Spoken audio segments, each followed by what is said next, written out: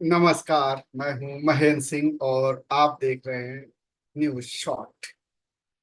बात उत्तर प्रदेश की सियासत की। काफी दिनों से उत्तर प्रदेश की सियासत में उठापटक का दौर जारी है। कभी केशव प्रसाद मौर्य कुछ बयान देते हैं, कभी ब्रजेश पाठक कुछ बयान देते हैं, और कभी योगी आदित्यनाथ तमाम लोगों से मुलाकात करते हैं। केशव प्रसाद मौर्य एक अलग लामबंदी कर रहे हैं, उनकी अलग सियासत की लाइन है।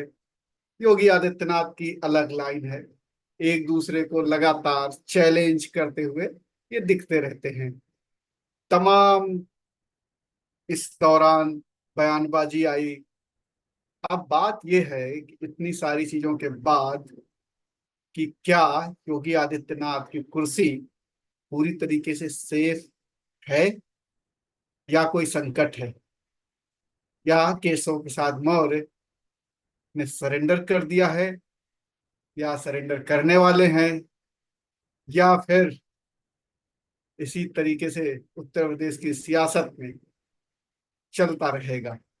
इसी पे चर्चा करेंगे और जानेंगे कि क्या कुछ उत्तर प्रदेश की सियासत में आने वाले समय में होने वाला है, और अभी इस दौरान 4 दिनों के बीच में क्या हुआ।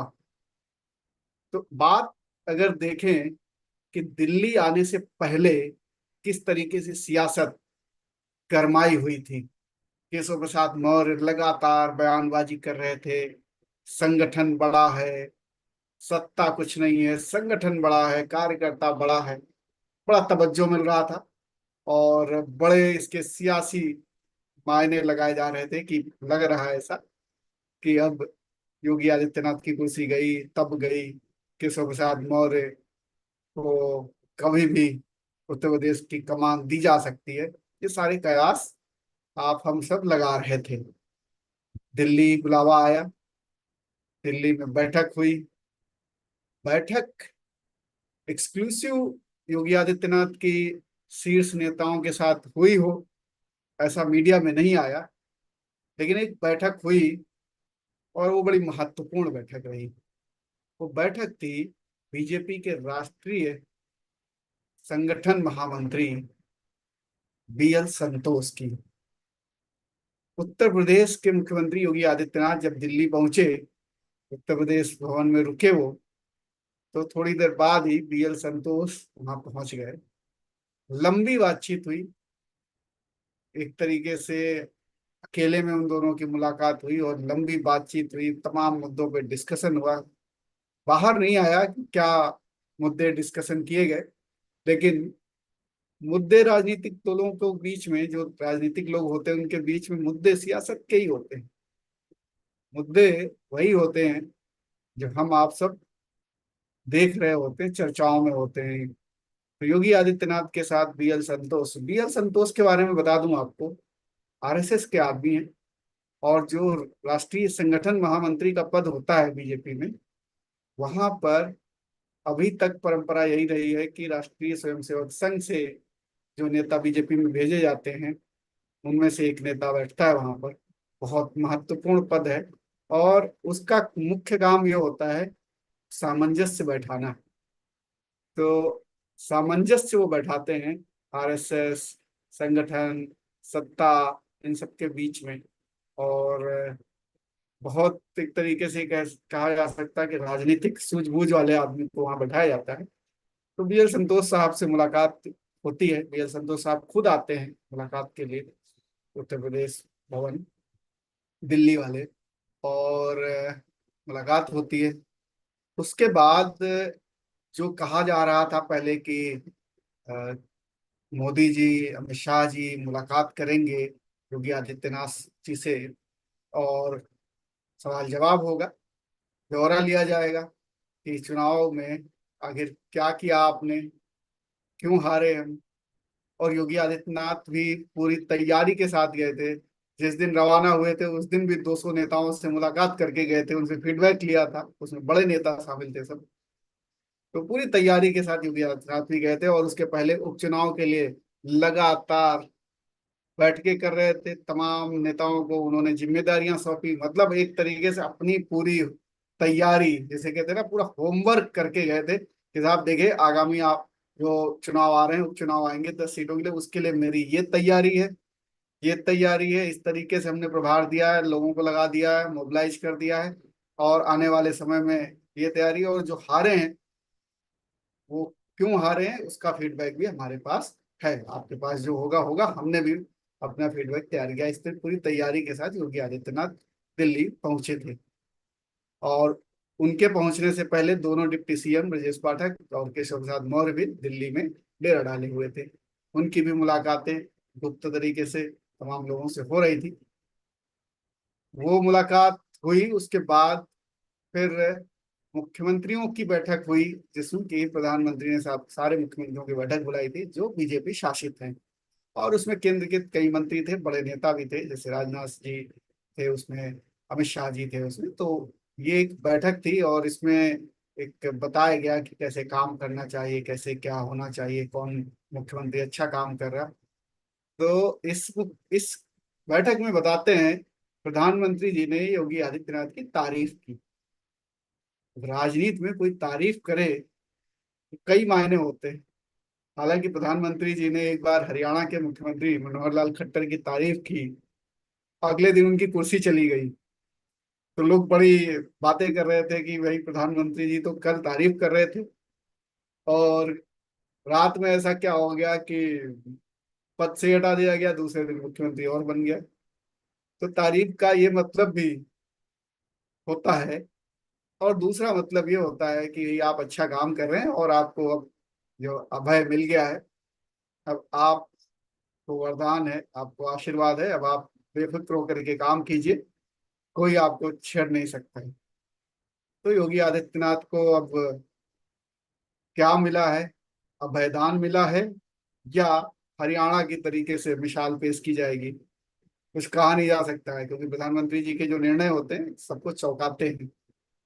तो और वहीं पर अलग से जो बैठक होनी थी, उसके बाद वो बैठक हुई नहीं, जिसमें कि कहा जा रहा था कि फीडबैक लिया जाएगा, फटकार लगाई जाएगी योगी आदित्यनाथ को और तमाम चीजें, लेकिन ऐसा हुआ नहीं। तो इसके दो मायने हैं। एक तो ये कि केंद्रीय नेतृत्व तो ये समझ गया है कि योगी आदित्यनाथ बहुत मजबूत है, और चुनाव में हार में, सिर्फ जो चुनाव में हार हुई लोकसभा की, और बहुत बुरी तरीके से हार हुई उत्तर प्रदेश में, तो उसमें उसके लिए सिर्फ और सिर्फ योगी आदित्यनाथ दोषी नहीं है। केंद्रीय नेतृत्व ने उनके जो रिकमेंडेशंस थे, उनके जो सुझाव थे, उनको दरकिनार किया था, और अपने कैंडिडेट उतारे थे, अपनी रणनीति के तहत चुनाव में गए थे। तो फिर वो अकेले कैसे दोषी हो सकते हैं? प्रशासन है उनका, मुख्यमंत्री है प्रदेश के, ठीक है, लेकिन उनकी एंटी इनकम्बेंसी रही हो ऐसा तो ज्यादातर नहीं देखने को मिला। थोड़ा बहुत जरूर फीडबैक में आया है कि प्रशासनिक अधिकारी सुन नहीं रहे थे, सुनते नहीं है, और इसलिए नाराज हैं कार्यकर्ता। लेकिन इसके अलावा भी और सारे फैक्टर्स हैं, तो वो जो कार्यकर्ताओं की नाराजगी है प्रशासन की वजह से, इसकी जिम्मेदारी योगी आदित्यनाथ की निश्चित तौर पर है। लेकिन बाकी जिम्मेदारियां, कैंडिडेट कौन सा होगा, किस तरीके से स्ट्रेटजी होगी, सोशल इंजीनियरिंग क्या होगी, वो तमाम चीजें, एंटी इनकम्बेंसी जो कैंडिडेट्स की है, केंद्र सरकार की है, उसका उसकी भी जिम्मेदारी भी होगी। तो शायद इसीलिए कोई सवाल जवाब हुआ नहीं। और अभयदान कहिए या जो भी, योगी आदित्यनाथ पूरे कॉन्फिडेंस के साथ लौटे। और फिर आज जो मीटिंग की तो उसमें दोनों डिप्टी सीएम मौजूद थे। काफी समय से दोनों डिप्टी सीएम किसी भी बैठक में नहीं जा रहे थे जो मुख्यमंत्री शेयर कर रहे थे, लेकिन आज मौजूद थे। हालांकि पैरेलल एक बयान फिर आ गया है केशव प्रसाद मौर्य का, संगठन सदैव बड़ा है, रहेगा। और उन्होंने कहा कि सरकार में भी सब कुछ ठीक है, लेकिन संगठन, कार्यकर्ता सदैव बड़ा रहेगा। वही पुराने तेवर, वही पुराना कॉन्फिडेंस, उसी तरीके से। तो इसका मतलब क्या है कि केशव प्रसाद मौर्य भी दिल्ली गए थे। तो जो कयास लगाए जा रहे थे कि केशव प्रसाद मौर्य और ब्रजेश पाठक को फटकार लगाई गई है, लगता नहीं है। ये तेवर देख के बिल्कुल नहीं लगता। और एक ही गाड़ी में तीनों लोग थे, कौन कौन? ब्रजेश पाठक, भूपेंद्र चौधरी और केशव प्रसाद मौर्य। आज विधानसभा गए तो तीनों एक ही गाड़ी में थे।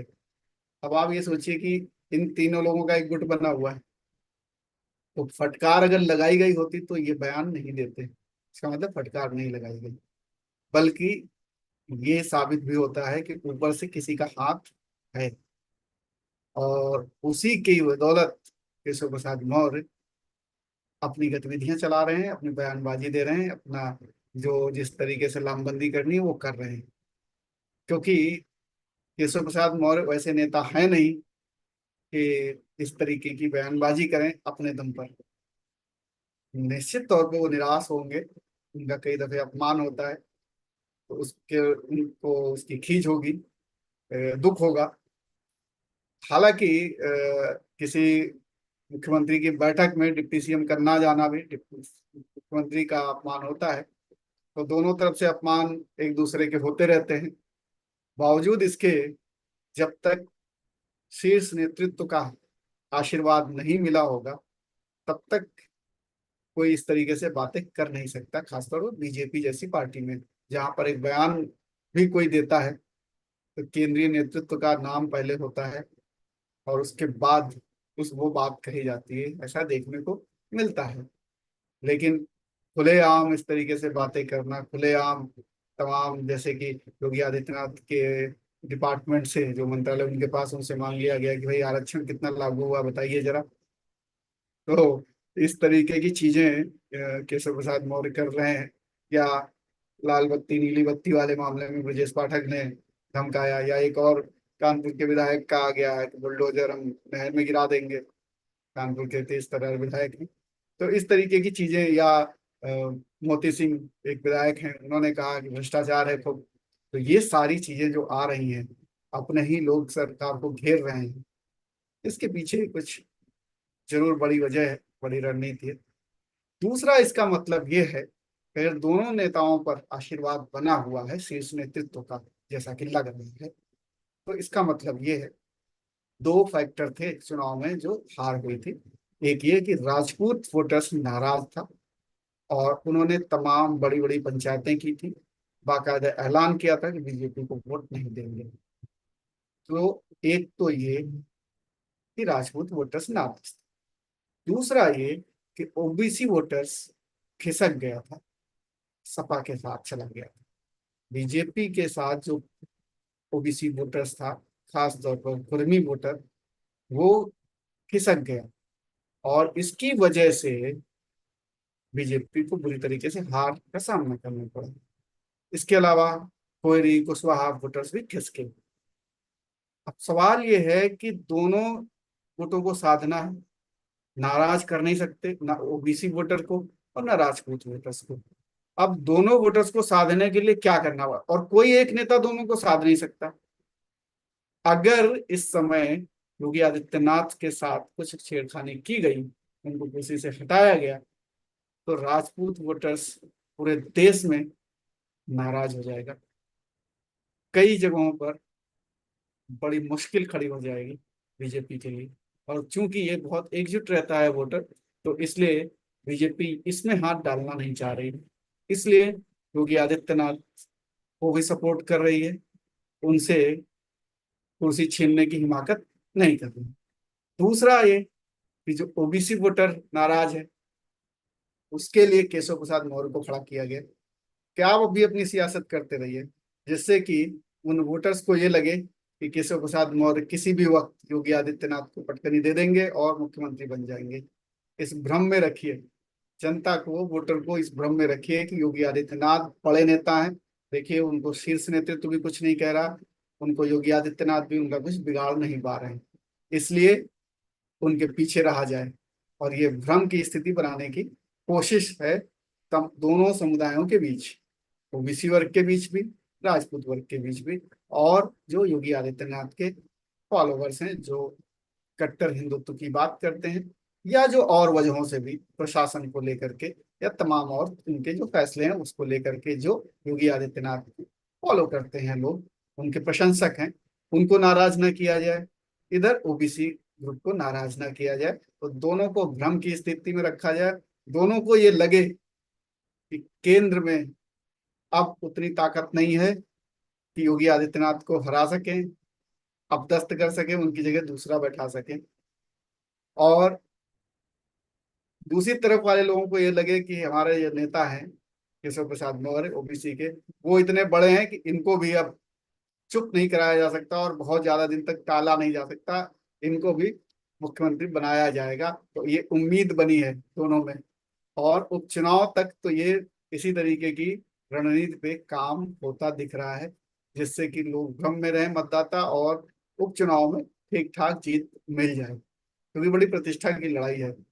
और इसके लिए पूरा जी जान लगाए हुए हैं। अयोध्या की सीट भी है जहां से हारे थे, तो वो विधानसभा भी है। तो इसलिए पूरी रणनीति बनाई जा रही है कि सारे वोटर्स जो हैं, जो इस बार बीजेपी का साथ छोड़ के गए, वो साथ आ जाए। एक तो बात ये है, भ्रम की स्थिति बनाना और वोटर्स के वोट लेना।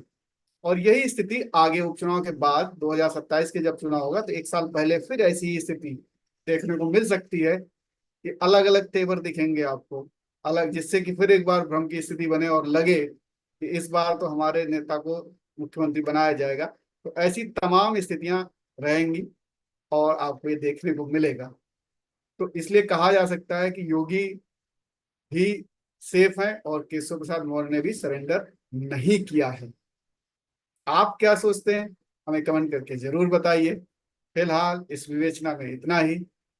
आप अगर नए हैं तो इस चैनल को सब्सक्राइब कर लीजिए, जिससे आपको समय पर ये वीडियो मिलते रहें।